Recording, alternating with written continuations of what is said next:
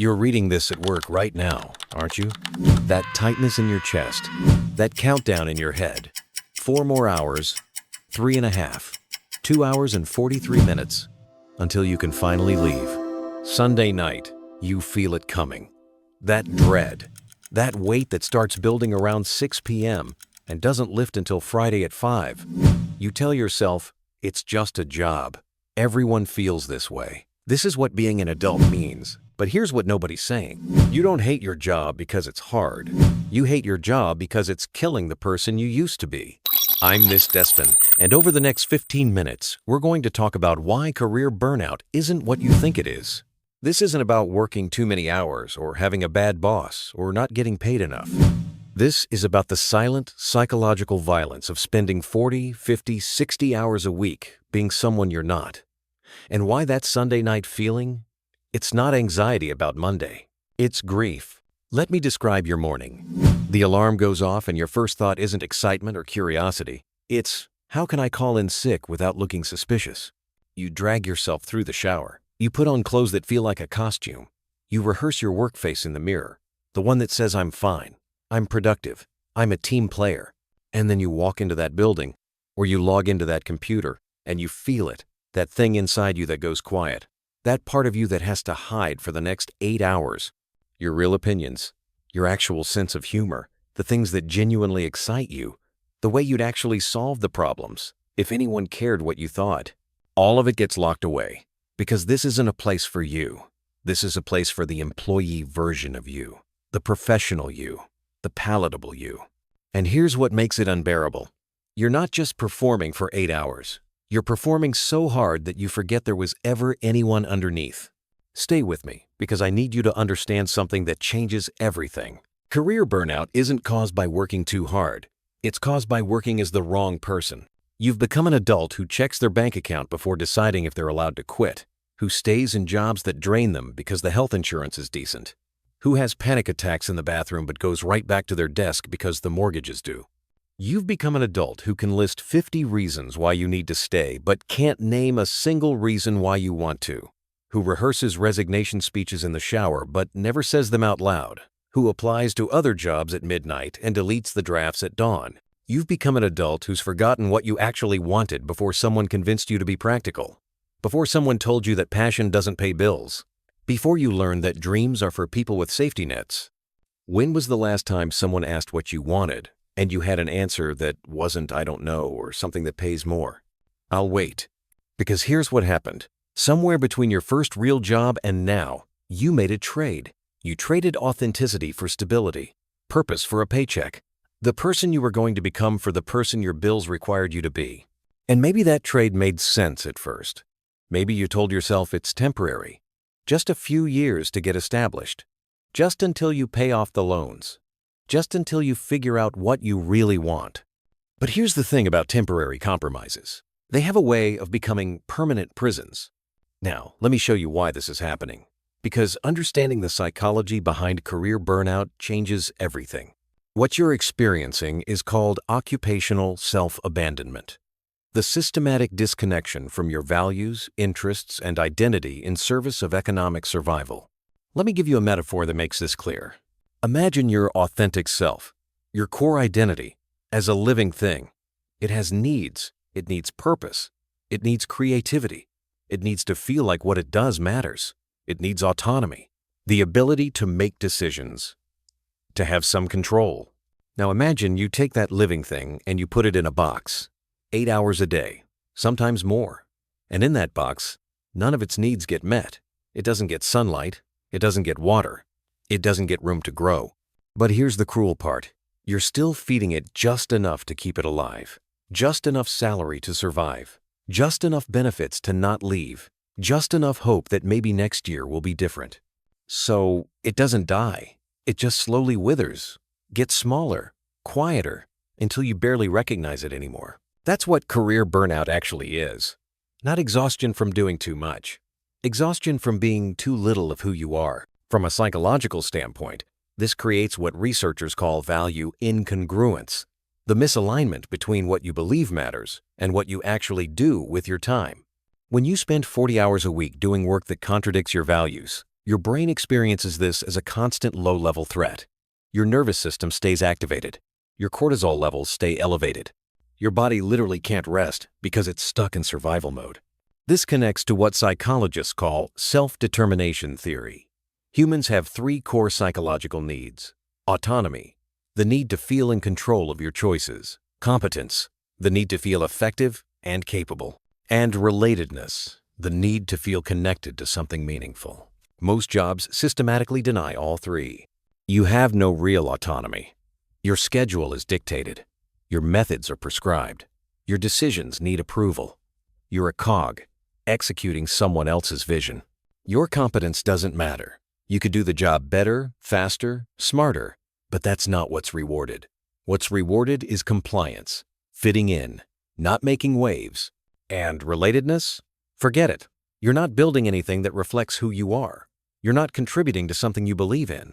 You're just trading hours for money in a system that would replace you in a week.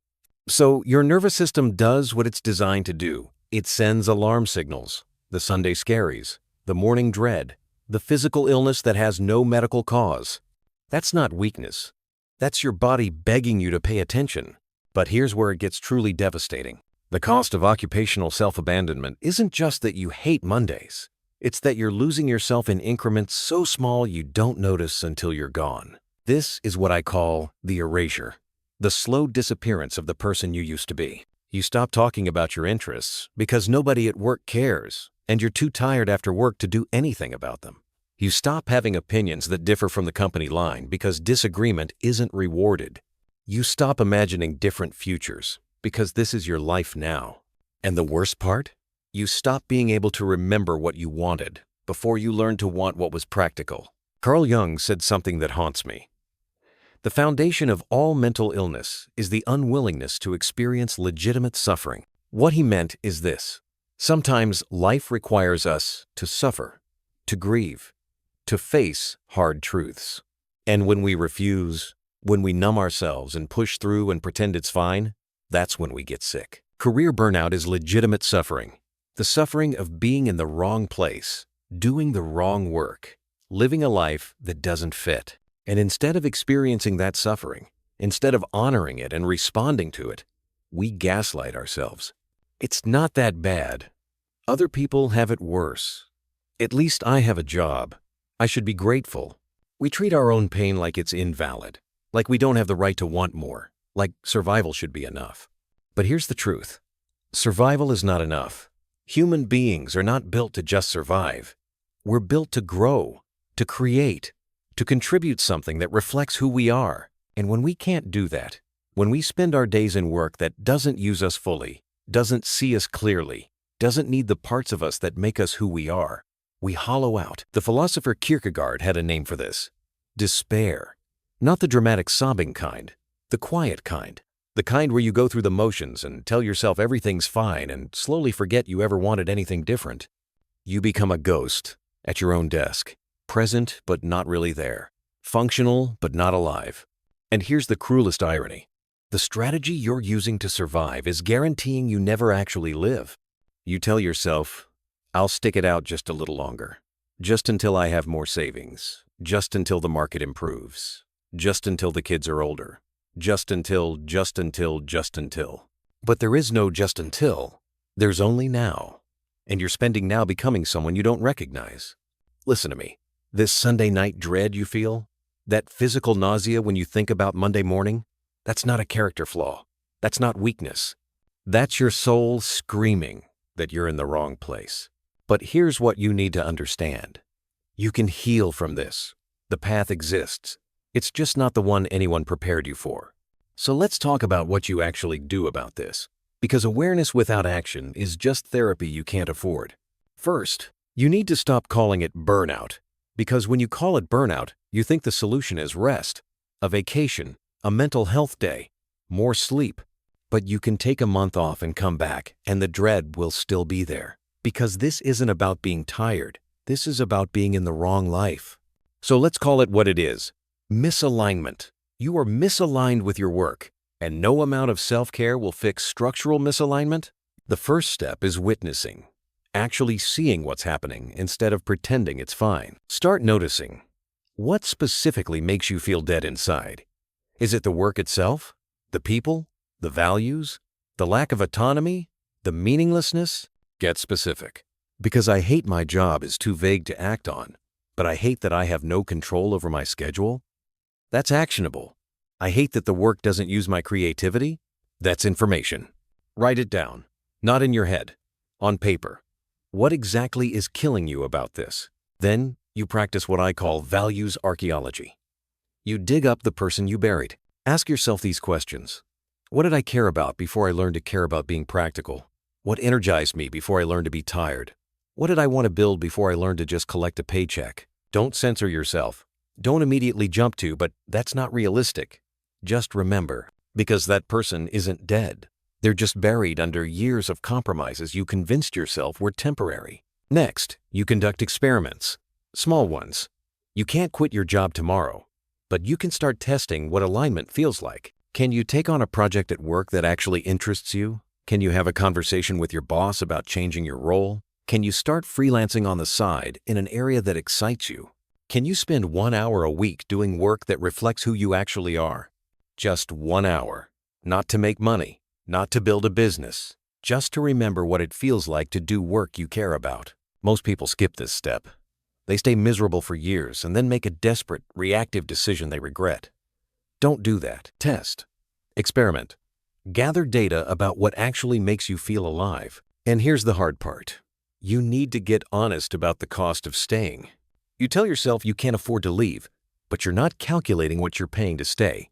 What's the cost of the anxiety medication? The therapy bills? The stress-related health problems? The relationships that suffer because you're too depleted to be present? What's the cost of teaching your kids that survival is enough? That you should stay in places that drain you because it's the responsible thing to do?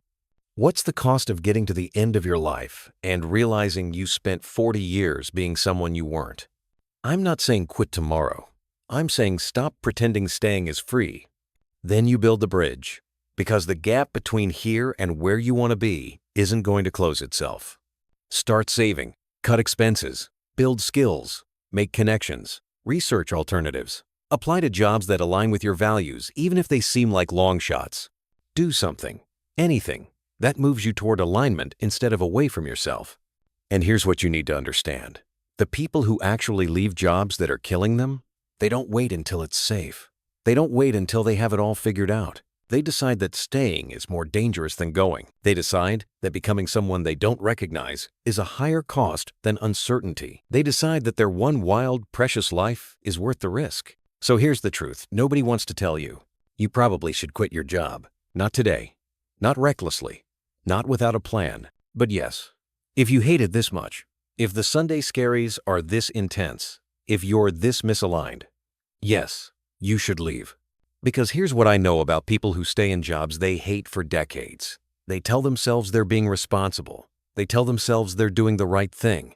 But what they're actually doing is slowly disappearing. I've watched it happen. Brilliant, creative, passionate people who take jobs for practical reasons, just for a few years, just to get stable. And then I see them 10 years later, and they're gone. The light is gone. The fire is gone. They've been so focused on surviving that they forgot they were supposed to be living. You are not on this earth to just pay bills and die. You are here to create, to contribute, to be fully yourself in work that matters to you. And I know that sounds idealistic. I know that sounds naive. I know there are bills and responsibilities and realities. But here's an even harder reality. You get one life. One. And you're spending it in a place that requires you to be less than you are. That Sunday night feeling, that dread, that's not a scheduling problem. That's your soul begging you to come home. So let me ask you something, and I want you to really think about this.